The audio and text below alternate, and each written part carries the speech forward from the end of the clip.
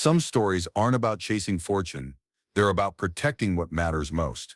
This is my story, how betrayal turned into quiet triumph, and how I reclaimed not just a home but a legacy. If my journey pulls you in, subscribe so you don't miss what happens next. Give this video a like if you believe some battles are worth fighting, and tell me in the comments where in the world you're listening from. I'd like to know who's sitting with me by the fire tonight. I gave my brother everything he thought he ever wanted, and then exactly 24 hours later, I took it all away. That's not a boast. That's not me trying to sound clever. It's just the plain, unvarnished truth. There's no joy in saying it, no lingering taste of bitterness in my mouth, just a quiet, heavy satisfaction. The kind of satisfaction that doesn't come from shouting across a courtroom or winning some messy public battle. No, this satisfaction comes from patience, from knowing exactly when to act, and knowing that when you finally do, it leaves no room for second chances. I live in peace now. I wake to quiet mornings, where the only sound is the kettle humming and the faint tick of the old clock above my mantel. My house, my home, is steady and still, untouched by the chaos that follows my brother like a shadow. I can sit in my garden with a cup of tea, the air cool, the grass trimmed, and feel no rush to go anywhere. That's what a life without unfinished business feels like. But I wasn't always like this. For years, I carried the weight of unspoken resentment. I knew my brother, knew him better than anyone, and I understood that his greed was bottomless. I also understood something else, something he didn't, that sometimes the best way to destroy someone isn't to snatch away their dreams in the middle of their climb, but to let them reach the top, stand there for a moment, and then take it all from under them. That's what I did. It wasn't rage that drove me. Rage burns too quickly. It makes you sloppy. My fuel was colder, a slow, deliberate burn. I had no need to prove anything to him. I wasn't out to humiliate him in public or watch him squirm for an audience. My revenge was between him and me, a private reckoning, a settling of the oldest score in our family. I remember the look on his face when I handed him everything, the keys, the documents, the signature that transferred it all into his name. He thought he had won. In his mind, this was the day I finally conceded. The day I finally admitted he was the smarter one, the stronger one, the one our parents had always secretly favored. I could see it in his eyes, that smug little flicker that I'd known since childhood. And I let him believe it. For the next 24 hours, he walked like a king. He probably thought the air even smelled different, sweeter somehow, now that it was all his. I imagine he celebrated. I imagine he took calls from people he wanted to impress, people who doubted him, and told them how he'd finally come out on top. I wasn't there to see it all, but I didn't need to be. I knew him too well. What he didn't know, what he couldn't know, was that every piece of paper he signed, every key I placed in his hand, was already part of my design. Every moment he thought he was winning, he was actually sealing his own loss. Some people think revenge is about speed, about striking while the iron is hot. But I've learned something different. The sweetest revenge isn't rushed, it's ripened. It's left to grow in the dark, until the person you're after has no idea it's even there. Until the roots have wound themselves so tightly around their pride, that when you finally pull, the whole thing comes up at once. When my moment came, I didn't need to raise my voice.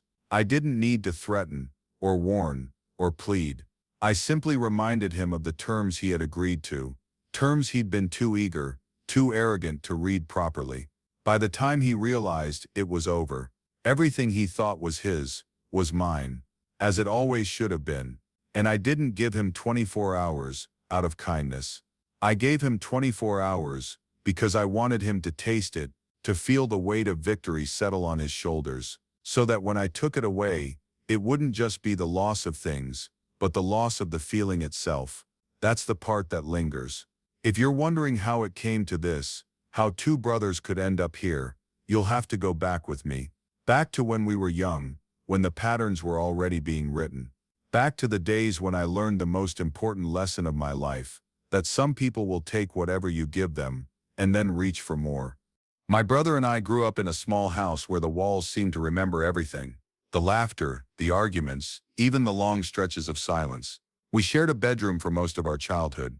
Two narrow beds pushed up against opposite walls, with a scuffed dresser in between. Mine was neat, his, not so much. His side of the room was always a storm. Clothes spilling from drawers, half-finished projects scattered on the floor, and the faint smell of whatever trouble he'd been into that day.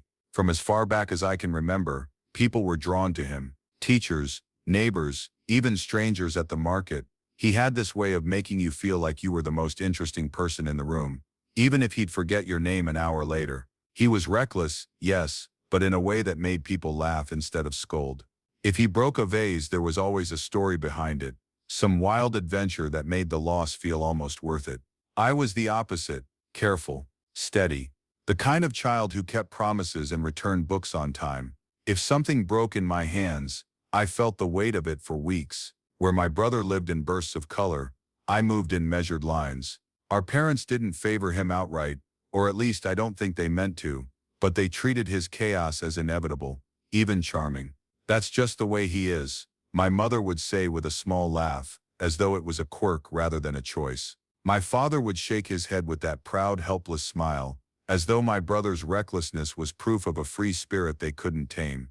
I remember the first time he took something from me and never gave it back. I was 11 and it was a jacket I'd saved for months to buy, deep navy blue, with a warm lining and buttons that caught the light just right. He borrowed it for one afternoon because he'd spilled something on his own coat and didn't want to look a mess in front of friends. That afternoon stretched into a week, then two. By the time I asked for it back, he'd already left it at someone's house, and it must have been misplaced. I never saw it again. It was a small loss, but it planted something in me. A quiet awareness that when my brother took, it wasn't borrowing, it was claiming. A few years later, it was something far more precious, my grandfather's watch. It was the only thing I'd been given from him after he passed. A simple silver timepiece, with a hairline crack in the glass, and a faint engraving on the back, to Emma, with time and love. I kept it in a box in the top drawer of my dresser. One day, it was gone. My brother swore he hadn't seen it, but a week later, I caught a glimpse of it on his wrist as he ran out the door. By the time I confronted him, he said he'd lost it by accident at a card game. He shrugged like it was nothing. I wanted to be angry, I wanted to shout, but something in me knew it wouldn't matter. My parents didn't step in. My father even sighed and said, "It's just a watch, you'll have other things." And that was the moment I understood that in our family, my brother's taking would always be forgiven, and my losses would always be minimized. It's strange to look back now, because those early moments weren't dramatic. There were no slammed doors or screaming matches.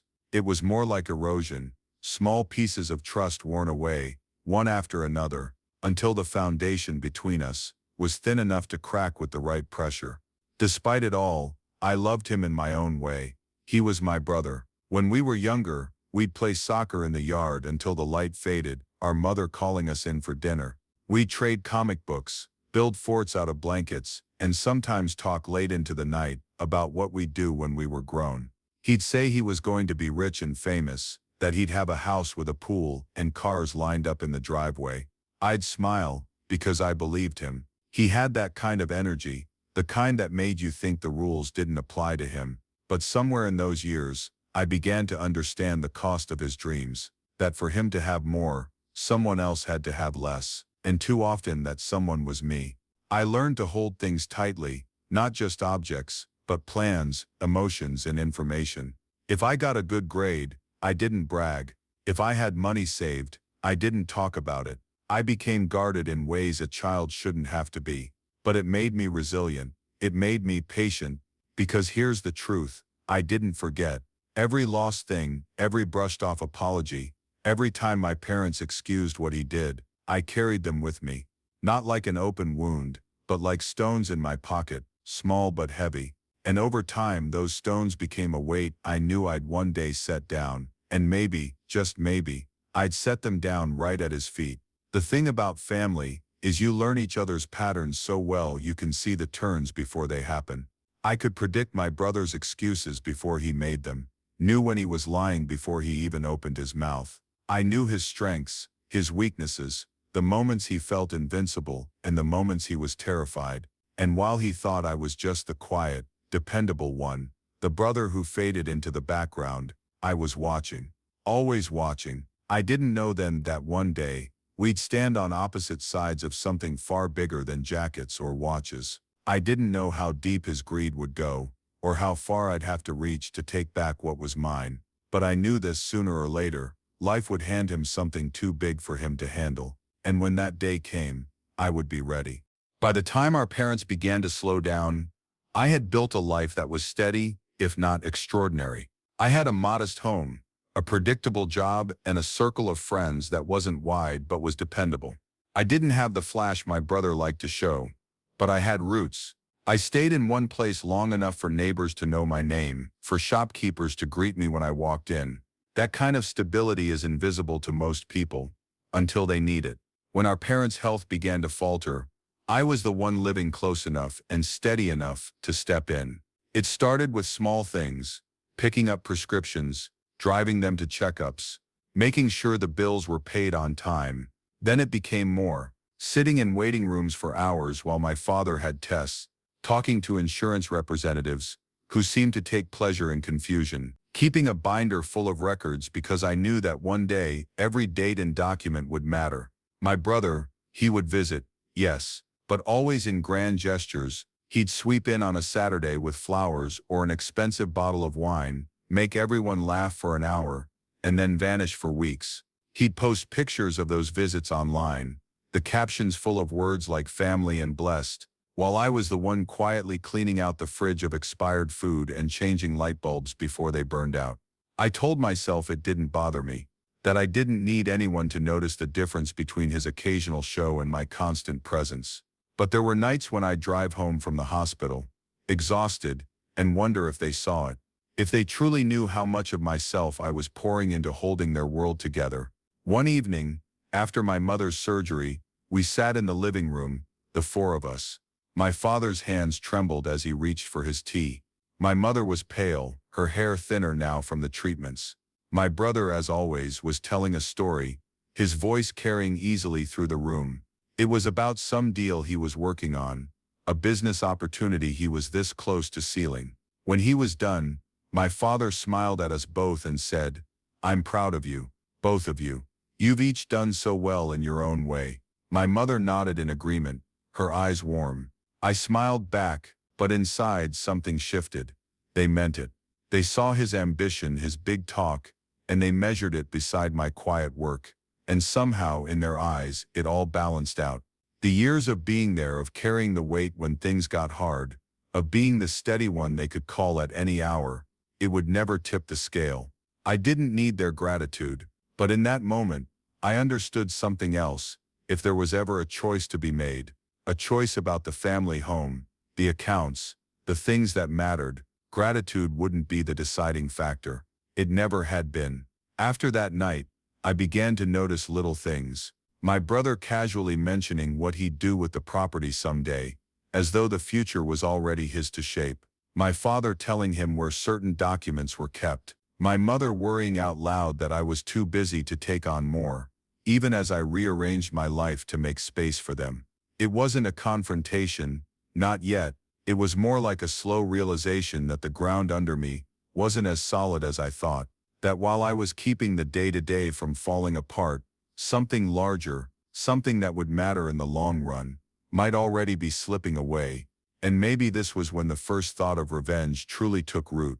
Not an active plan, not yet. Just the knowledge that if he ever took what wasn't his, I wouldn't let it end there. Looking back, that was the first loss. Not the loss of money or property. Those would come later. This was the loss of certainty. The loss of believing that fairness was natural, that effort was seen and valued. That night in the living room, when my parents said they were proud of us both, I realized we weren't being weighed on the same scale. I just didn't know then how deep the imbalance went, or how much it would cost to set it right. The rain came down in thin, needle-like sheets that morning, blurring the edges of the street outside the lawyer's office. It was the kind of weather that forces you to hunch your shoulders, even if you're not cold. I arrived 5 minutes early, not because I wanted to, but because years of habit, punctuality, responsibility, duty, had wired me that way. The building was an old stone structure with greenish brass plaques and a lingering smell of stale coffee in the hallway. I pressed the elevator button and heard it groan its way down. My reflection in the metal doors looked oddly pale, like I'd been dipped in milk. I'd worn the dark suit I bought for my father's funeral. Pressed, clean, unremarkable. When I stepped into the conference room, he was already there. My brother leaned back in his chair, legs spread, one ankle resting on the other knee, like he owned the place. His suit was expensive, tailored within an inch of vanity, but he'd left the top two buttons of his shirt open, as if even grief wasn't worth the full effort. There were two chairs left, one beside him, one across from him. I took the one across. The lawyer, a tired man with thinning hair and a face that looked permanently apologetic, shuffled some papers, then cleared his throat. "We are here to execute the last will and testament of your late parents."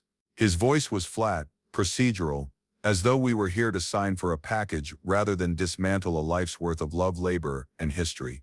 He read the legal formalities first, the sort of sentences that make you feel like you've wandered into someone else's language. Being of sound mind and body, revoking all previous wills and codicils. Then came the bequests. "To my elder son," he began. "My name." A pause. "The sum of £50,000. The words seemed to hover in the air like condensation, before sliding into my ears. My eyes didn't move from the lawyer's face, but I felt the shift in the room, a subtle, almost imperceptible recalibration of posture from the relatives along the wall, like they'd been holding a collective breath. "And to my younger son," the lawyer continued, "the remainder of the estate, including the family home, all investment accounts, and all personal effects." I did not look at my brother, but I saw him. In the twitch at the corner of his mouth, the satisfied stillness of his shoulders, the way he didn't even pretend to be surprised. He had known. The lawyer droned on about debts, disbursements, executor duties. I caught fragments: real property, liquid assets, to be distributed as per instructions. The words dissolved in the air like sugar in hot water. I nodded when required, signed where the lawyer indicated. My hand didn't shake. Across the table, my brother kept his eyes on the paperwork, but every now and then I could feel him looking at me, not directly, but in the way someone might glance at a painting they just bought, admiring it from the corner of their eye. The session ended with the perfunctory shuffle of chairs, the muted coughs of those who didn't know what to say, and the brief, damp smell of coats being pulled on. My brother stood and offered his hand. His grip was firm, his smile faint, but there was a glint in it, not of cruelty, but of certainty. The certainty of a man who believed the game was already over. I shook his hand. "Congratulations," I said quietly. His smile twitched. Outside, the rain had slowed to a drizzle. I walked down the stone steps without looking back. My shoes made soft, rhythmic sounds on the wet pavement. Tap, tap, like a clock counting down. Somewhere between the corner and my car, I realized I wasn't angry in the way I expected. Anger flares. Anger burns out. No, what I felt was colder, slower, a tide drawing back before it breaks into a wave. And I knew, without knowing the details yet, that he hadn't won anything. He'd only started a clock he couldn't see. The days after the will reading felt like living underwater. Conversations reached me muffled. The world slowed, and every face I saw wore either a mask of pity or the thin smile of someone grateful it hadn't been their loss. I accepted condolences politely. I returned home to a house that suddenly felt foreign, the silence thicker than the walls, and then I chose not to speak. I didn't call my brother. I didn't call anyone. I didn't ask for explanations. No late-night emails demanding fairness. No lawyers at my side. No storming into his home to shout about betrayal. I knew he expected all of it, the messy, desperate fight. That's the problem with people like him. They prepare for the obvious battle and forget the war they can't see. The first week, I declined invitations to coffee, just to talk. The second week, I let the phone ring and ring. By the third, people stopped trying. At family gatherings, my absence was a blank space in the photographs. At first there were questions, then just quiet acceptance. It was almost as if I'd never existed. What no one knew was that my silence wasn't a retreat. It was reconnaissance. Late at night, under the soft hum of my desk lamp, I started digging. Public property tax records, free to access if you knew where to look, real estate transfer logs, county court filings, bankruptcies, the invisible paper trails people leave when they believe they're untouchable. I learned the exact date the house had been transferred into his sole name. I saw the refinancing he'd done just 3 months later, pulling out equity to fund whatever expensive toys he was chasing. A new car, maybe. A trip. I noticed the credit inquiries that followed, little red flags he thought no one would see. Then the deeper digging began. I called in favors, asked questions without ever using his name. Found out the value of his investments was built on a precarious stack of loans. Found out he owed more than anyone suspected. The more I learned, the more my silence became a fortress. Every family dinner I skipped, every call I ignored was a brick in the wall between us, and every brick hid the truth that I was still very much in the game. And then something fascinating happened. My absence began to bother him. Not all at once. At first, I'm sure it felt like a relief. No arguments, no tension, no awkward Thanksgiving conversations, but silence, when used properly, is a mirror. It forces people to see themselves, and my brother did not like what was looking back at him. Months passed, and I could sense his curiosity sharpening into suspicion. He sent texts, "Hope you're okay, then we should talk." Then after more time, "If you've got something to say, just say it." I didn't reply. The longer I stayed invisible, the more desperate he became to know what I was thinking. And that's the thing, when people don't know where you stand, they start to imagine the worst.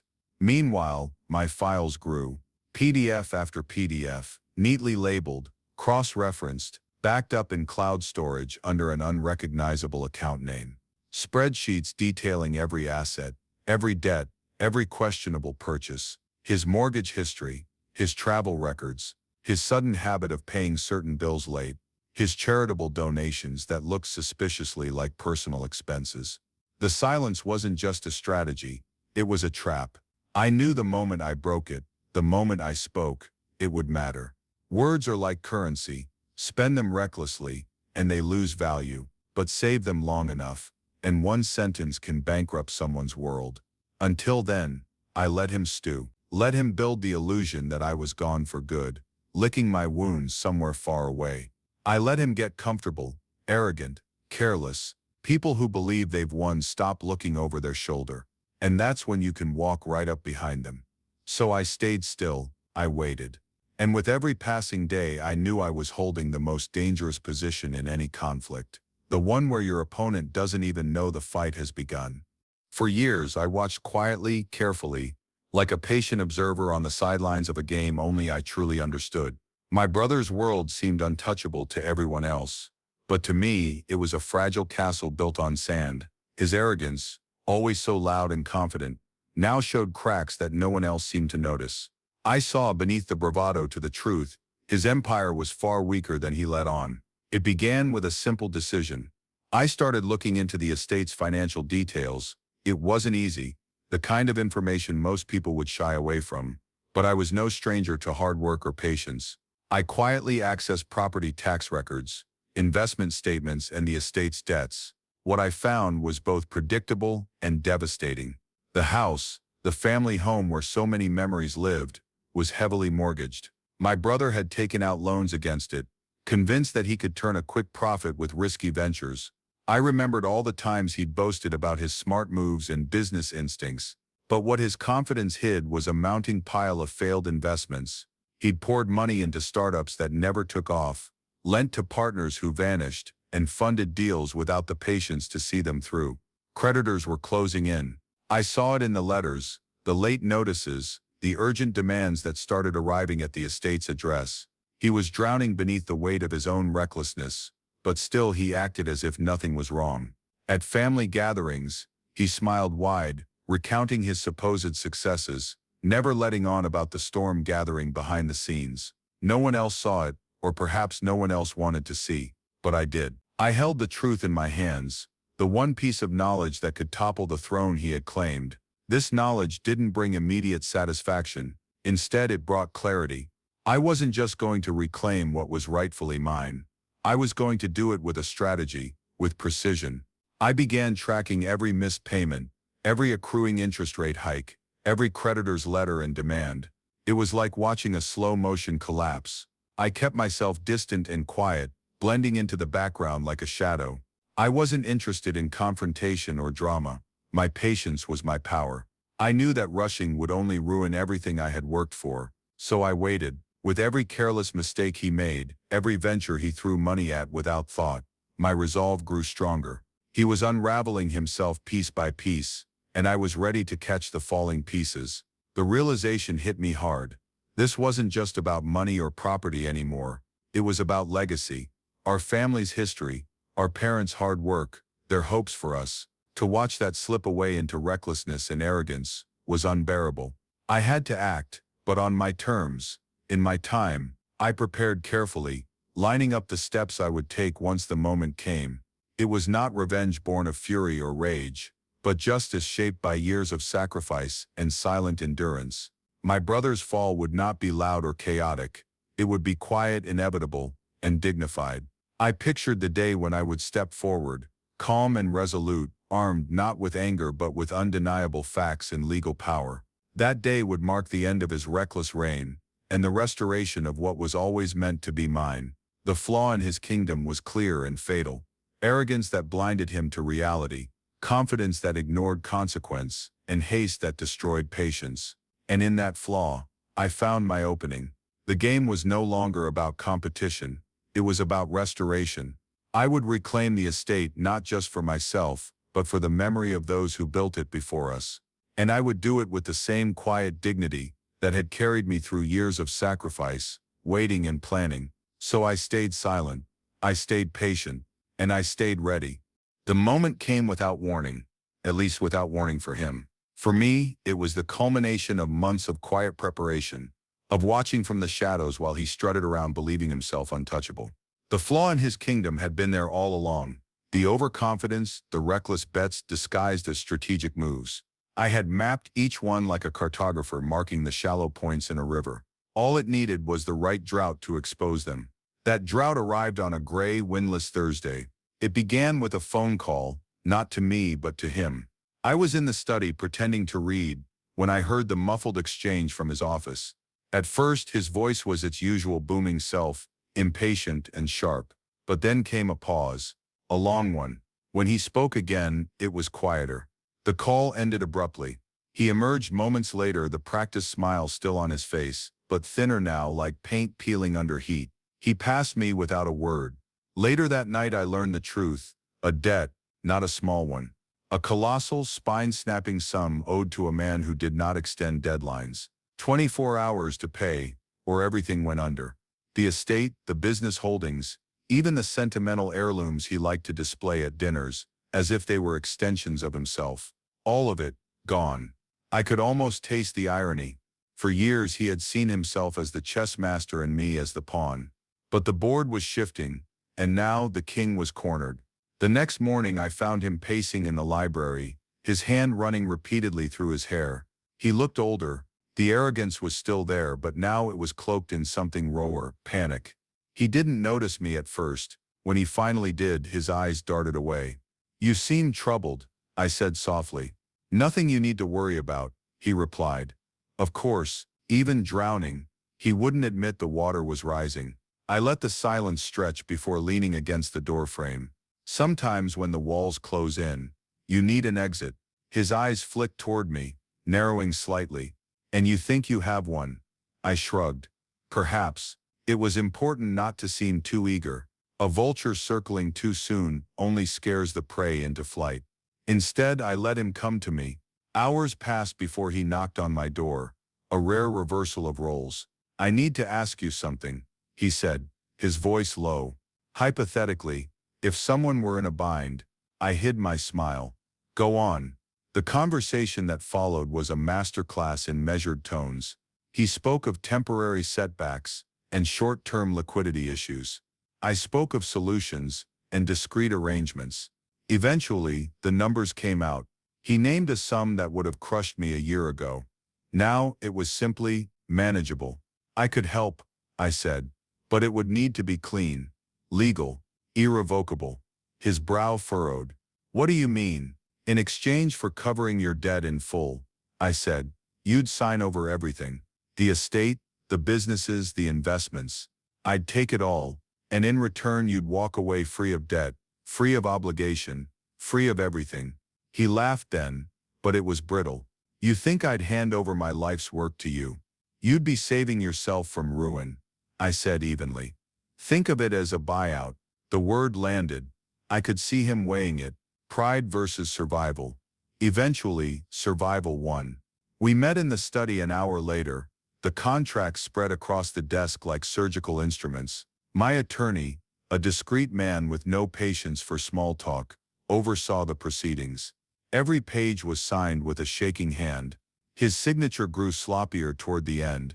The ink smudged where his palm dragged across the paper. When it was done, I slid the final document toward me and pressed my own pen to it, sealing the transaction. It was all perfectly legal, clean, unassailable. For a moment neither of us spoke. He sat there, his shoulders hunched, staring at the pen as if it had betrayed him. Then I stood, reaching into my pocket. The keys, his keys, felt cool against my palm. I placed them on the desk in front of him. It's all yours, I said, letting the pause stretch for now. His eyes lifted to mine, confusion flickering there. He didn't yet understand. Not fully, but he would. The clock had already started ticking. 24 hours. That was all he had before the reality of what he'd done sank in. Before the gravity of my smile revealed itself. And in those 24 hours, everything would change. The night began with champagne. Not the kind that tastes like celebration, the kind that tastes like relief. My brother's relief. He had been drowning for months, maybe years. But now, thanks to a single stroke of my pen, he thought he'd been dragged onto dry land. He didn't just climb out of the water, he started dancing in it. By 7 p.m., his house, my house, technically, for the next 24 hours, was glowing with light. Laughter spilled out of open windows and drifted into the street. Music pulsed, glasses clinked, and his voice carried above it all, full of that manic confidence only people on the brink of ruin can muster when they think they've cheated fate. Everything's gonna be different now, he told anyone who would listen. This is a new chapter. You're looking at a man, reborn.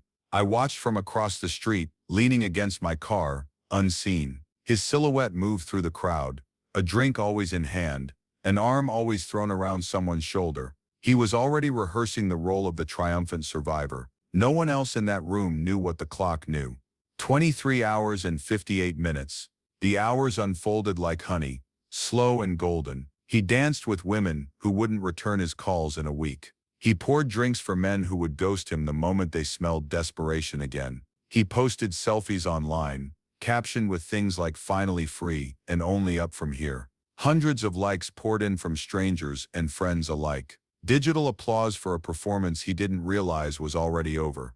I slipped away before midnight, leaving him to bask in his counterfeit dawn. There was nothing for me to do but wait. By morning, the celebration had softened into a hangover haze. The party stragglers stumbled out, and he wandered through the mess, grinning to himself as if the empty bottles and crumpled napkins were proof of his rebirth. 14 hours left. He spent the afternoon making calls, to realtors, to business partners, to anyone who might help him turn this phantom fortune into something tangible. I imagined the conversations, his voice steady at first, then sharper, tinged with impatience when the world didn't move as fast as he thought it should. 9 hours left. As the sun dipped, he sat on the balcony with a cigar, the city stretching below him. He stared out like a king surveying his land. Maybe in that moment, he even believed it was his. 3 hours left. By the time the first stars emerged, he had retreated inside. The air was quieter now, not just in the house, but inside him. He didn't know why, but something was shifting. The euphoria had run its course, leaving behind the faint, itchy awareness that the world can still turn against you, even after it's given you a gift. 1 hour left. I arrived without announcement. He opened the door with a smile that didn't quite reach his eyes. Maybe he sensed something, maybe not. I stepped inside, my shoes clicking against the floor he no longer owned. We sat across from each other at the kitchen table. I placed the papers in front of him, the same ones he'd signed yesterday. I slid them forward slowly, as if giving him time to recognize the shape of his own undoing. It's been 24 hours, I said. His laugh was thin. Yeah, and I smiled the way a surgeon might before making the first incision. And it's mine now. The clock in the hall struck the hour. The longest day of his life was over. Morning arrives without ceremony. No sunlight pours dramatically through curtains. No birdsong breaks the stillness.